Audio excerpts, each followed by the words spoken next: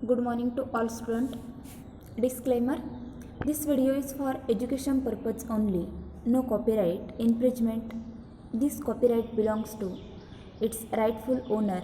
Credit goes to respective online video composers, teacher, institute and speakers, as well as video music composers and singers. रयत शिक्षण संस्था SHM college Kopargaon यांच्यातर्फे आयोजित online lecture M.Com part second semester थर्डमधील आपण सर्व विद्यार्थ्यांचे मी प्राध्यापक खरनार BR हार्दिक स्वागत करते. आज आपण व्यावसायिक वित्तपुरवठा या विषयाचा अभ्यास करणार आहोत. व्यावसायिक वित्तपुरवठा या विषयातील प्रकरण नंबर 3 कंपनी प्रतिभूती आणि दीर्घकालीन वित्तपुरवठ्याचे स्रोत या प्रकरणाचा आपण लास्ट व्हिडिओ लेक्चरपासून अभ्यास करत आहोत. लास्ट व्हिडिओ लेक्चरमध्ये आपण कॉर्पोरेट प्रतिभूती म्हणजे काय, कॉर्पोरेट प्रतिभूतींचे प्रकार, त्यामध्ये प्रामुख्याने सामान्य भाग आणि अग्रहक्क भाग अशा दोन प्रतिभूतींचा आपण अभ्यास करत होतो. लास्ट लेक्चरमध्ये आपण सामान्य भाग म्हणजे काय, सामान्य भागाची वैशिष्ट्ये, सामान्य भागांचे अधिकार, त्याचे फायदे तोटे अशा वेगवेगळ्या मुद्द्यांचा आपण लास्ट व्हिडिओ लेक्चरमध्ये अभ्यास केला होता. आज आपण मालकी हक्काच्या प्रतिभूतीमधील दुसरा प्रकार तो म्हणजे अग्रहक्क भाग. बघा, मालकी हक्काच्या दोन प्रतिभूती आपण लास्ट लेक्चरमध्ये मी सांगितलं होतं, आपण परत रिवाईज करू. मालकी हक्काच्या प्रामुख्याने दोन प्रतिभूती आहेत, त्यामध्ये म्हणजे सामान्य भाग आणि अग्रहक्क भाग. त्यामध्ये सामान्य भागाचा आपण अभ्यास केला होता. आज आपण अग्रहक्क भाग म्हणजे काय, अग्रहक्क भागाची वैशिष्ट्ये, अग्रहक्क भागाचे प्रकार किंवा अग्रहक्क भागांचे वर्गीकरण याचा आपण आजच्या व्हिडिओ लेक्चरमध्ये आपण अभ्यास करणार आहोत. तर यामध्ये सर्वप्रथम आपण अग्रहक्क भागाची व्याख्या अभ्यासू. अग्रहक्क भाग कशाला म्हटलं जातं, तर ज्या भागामुळे भागधारकांना काही विशिष्ट बाबतीत विशेष हक्क प्राप्त होतात त्या भागांना अग्रहक्क भाग असं म्हटलं जातं. ज्या भागांमुळे म्हणजे काय, जसं सामान्य भागांच्या बाबतीत आपण बघितलं की सामान्य भागधारकांना देखील काही विशेष असे अधिकार दिलेले आहेत, त्याचप्रमाणे अग्रहक्क भागधारकांना देखील काही विशेष हक्क मिळालेले आहेत. मात्र सामान्य भागांच्या पेक्षा थोडेसे वेगळे हक्क हे अग्रहक्क भागधारकांना मिळालेले असतात. जसं लाभांश मिळण्याबाबत त्यांना अग्रहक्क असतो.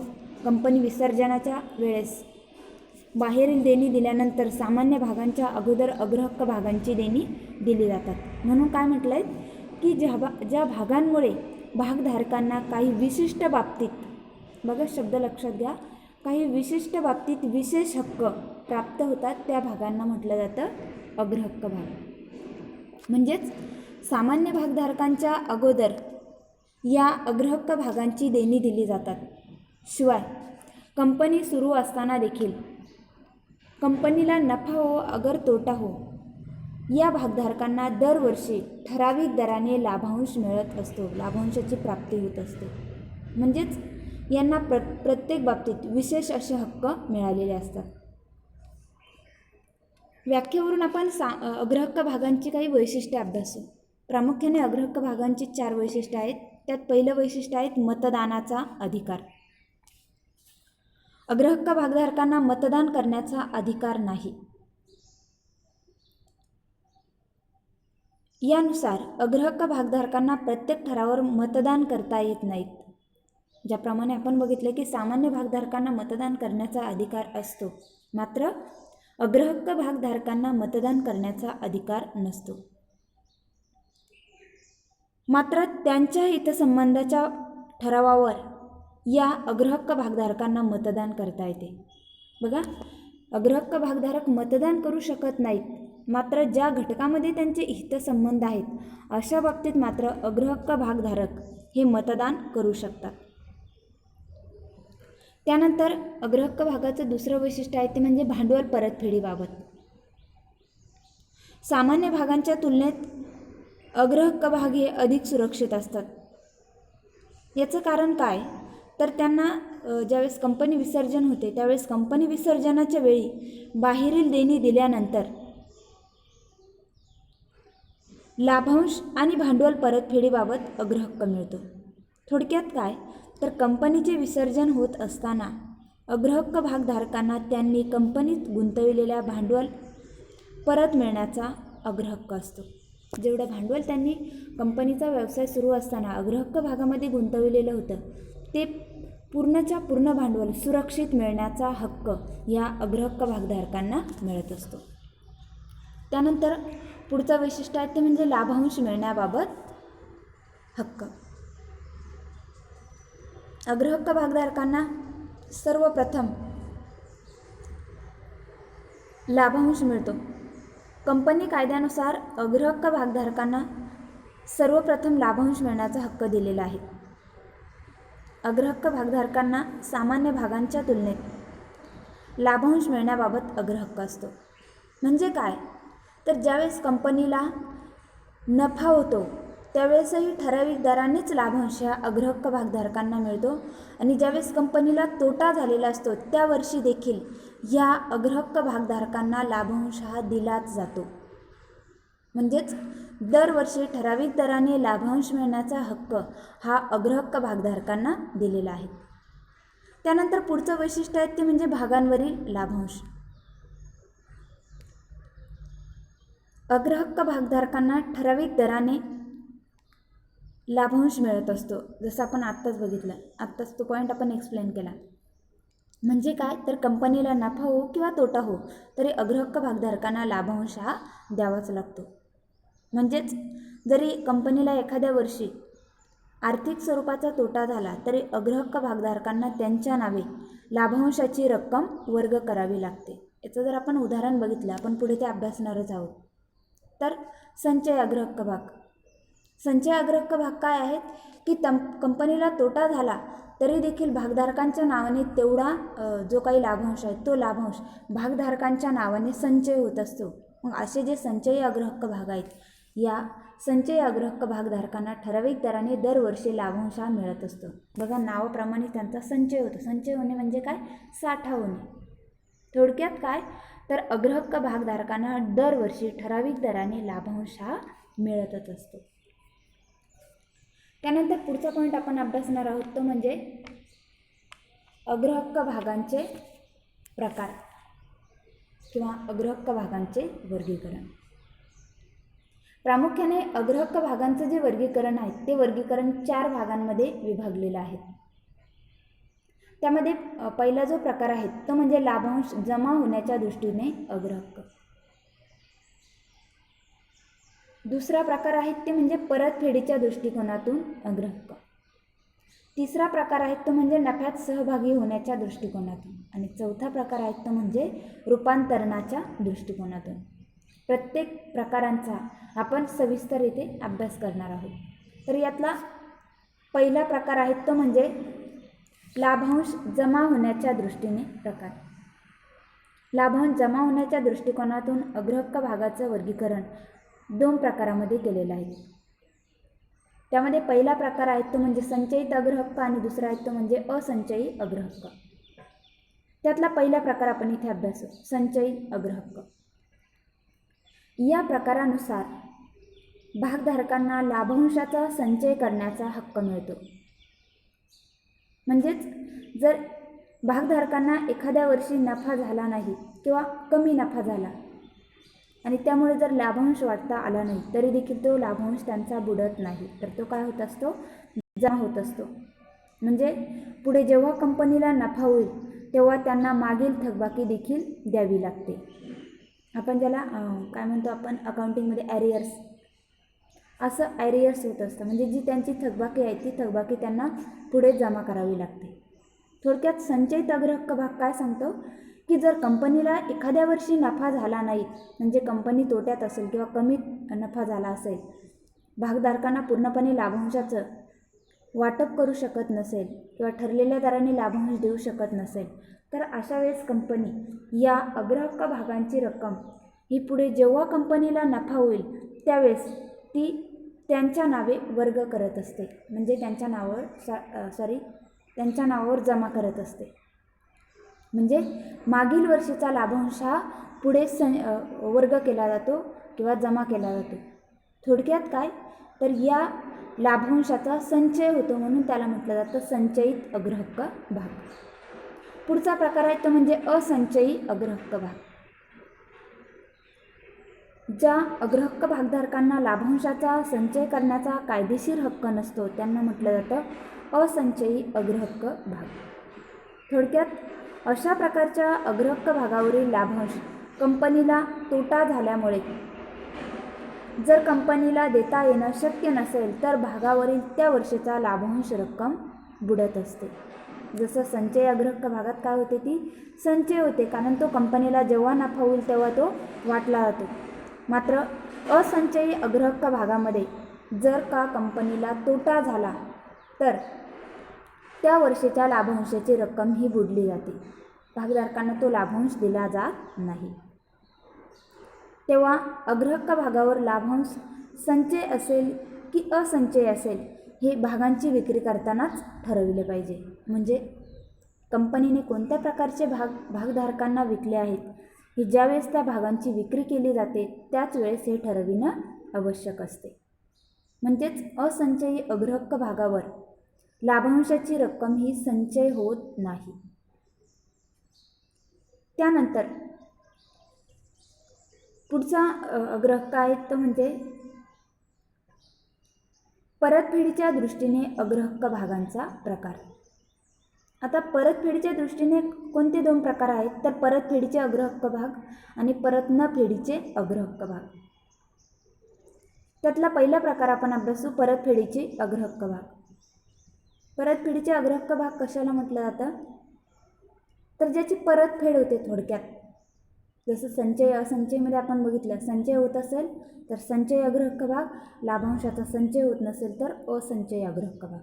त्याचप्रमाणे परतफेडीच्या दृष्टीने देखील लाभांशाच्या दृष्टीने अग्रहक्क भागांचं वर्गीकरण केलं आहे परतफेडीचे आणि परत न फेडीचे. तर परतफेडीचा हा पहिला प्रकार आपण अभ्यासतोय. भारतीय कंपनी कायदा 1956 कलम 80 नुसार कंपनीला परतफेडीच्या अग्रहक्क भागाची विक्री करण्यास परवानगी देण्यात आलेली आहे. अशा प्रकारच्या भागांची रक्कम कंपनीला आपला व्यवसाय जोपर्यंत सुरू आहे तोपर्यंत ठराविक मुदतीनंतर परत करावी लागते. जी मुदत ठरलेली आहे, भाग विक्रीच्या वेळी जी मुदत ठरलेली आहे त्या मुदतीत या भागधारकांची रक्कम त्यांना परत करावी लागते. आणि अशी जी मुदत आहे ती विक्रीच्या वेळीच भागधारक आणि कंपनी या दोघांमध्ये ठरलेली असते. परतफेडीच्या अग्रहक्क भागांची रक्कम कंपनी वितरणयोग्य नफ्यातून किंवा नवीन भागाची विक्री करून येणाऱ्या रकमेतून करू शकते. यासाठी काही अटींचं पालन करणं आवश्यक असते.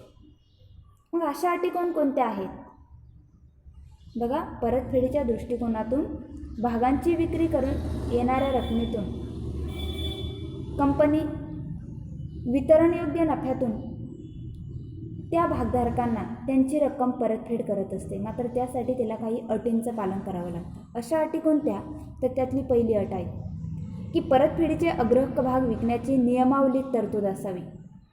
पहिला नियम काय आहे की हे अग्रहक्क भाग विकण्याची नियमावलीमध्ये तरतूद करणं अपेक्षित आहे. दुसरी अट, जोपर्यंत परतफेडीच्या अग्रहक्क भागावरील रक्कम पूर्णपणे वसूल होत नाही तोपर्यंत अशा प्रकारच्या भागांच्या रकमेची परतफेड करता येत नाही. अशा अटींचं पालन करणं या परतफेडीच्या अग्रहक्क भागधारकांच्या दृष्टीने अत्यंत महत्त्वाचं असतं. त्यानंतर परतफेडीच्या दृष्टिकोनातून अग्रहक्क भागाचा दुसरा प्रकार आहे तो म्हणजे परत न फेडीचे अग्रहक्क. परतफेडीचे काय सांगतात आपल्याला की विशिष्ट मुदतीनंतर रक्कम परत करावी लागते. मात्र परत न फेडीचे अग्रहक्क भाग काय सांगतात तर ज्या अग्रहक्क भागधारकांना भागाची रक्कम कंपनीचे अस्तित्व असेपर्यंत परत केली जात नाही अशा भागांना परत न केले जाणारे अग्रहक्क भाग असे म्हणतात. बघा व्याख्या परत रिपीट करते. ज्या अग्रहक्क भागधारकांना भागाची रक्कम कंपनीचे अस्तित्व असेपर्यंत परत केली जात नाही अशा भागांना परतफेड न केले जाणारे अग्रहक्क भाग असे म्हणतात. अशा भागांची विक्री करताना त्यांच्या परतफेडीबद्दल मुदत दिली जात नाही. मात्र संस्थेचे विसर्जन झाल्यास सामान्य भागांची रक्कम परत करण्यापूर्वी या भागांची रक्कम परत केली जाते. कंपनीच्या स्थापनेवेळी मात्र अशा अग्रहक्क भागधारकांना सामान्य भागधारकांच्या अगोदर भांडवल परत केले जाते. म्हणजेच थोडक्यात या भागांची रक्कम कधी मिळेल? कंपनी विसर्जन करते वेळी, मात्र अगोदर त्याची कोणतीही मुदत दिलेली नसते. त्यानंतर तिसरा प्रकार आहे तो म्हणजे नफ्यात सहभागी होण्याच्या दृष्टीने अग्रहक्क. नफ्यात सहभागी होण्याच्या दृष्टिकोनातून अग्रहक्क भागांचे 2 प्रकार पाडलेत. नफ्यात सहभागी होणारे अग्रहक्क भाग आणि नफ्यात सहभागी न होणारे अग्रहक्क भाग. त्यातला पहिला प्रकार आपण अभ्यासतोय, नफ्यात सहभागी होणारे अग्रहक्क भाग. एका ठराविक दराने लाभांश वाटल्यानंतर लाभांशाची रक्कम जर शिल्लक राहत असेल तर सामान्य भागधारकांबरोबरच शिल्लक राहिलेल्या लाभांशाच्या रकमेतून पुन्हा लाभांश मिळवण्याचा अधिकार असणाऱ्या अग्रहक्क भागांना नफ्यात सहभागी होणारे अग्रहक्क भाग किंवा शिल्लकी लाभांश असणारे अग्रहक्क भाग असं म्हटलं जातं.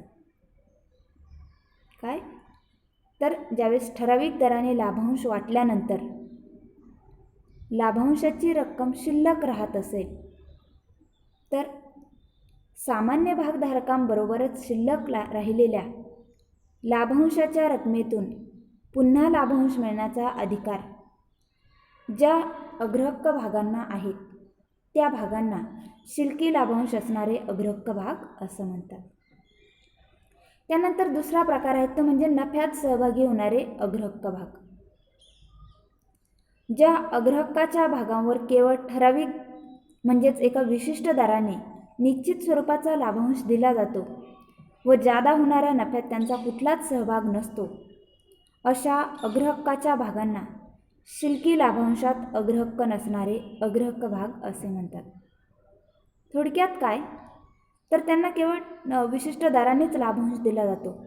जादा नफा झाला तर मात्र त्यांना त्या नफ्यातील लाभांश मिळण्याचा हक्क नसतो, म्हणून त्यांना म्हटलं जातं नफ्यात सहभागी न होणारे अग्रहक्क भाग.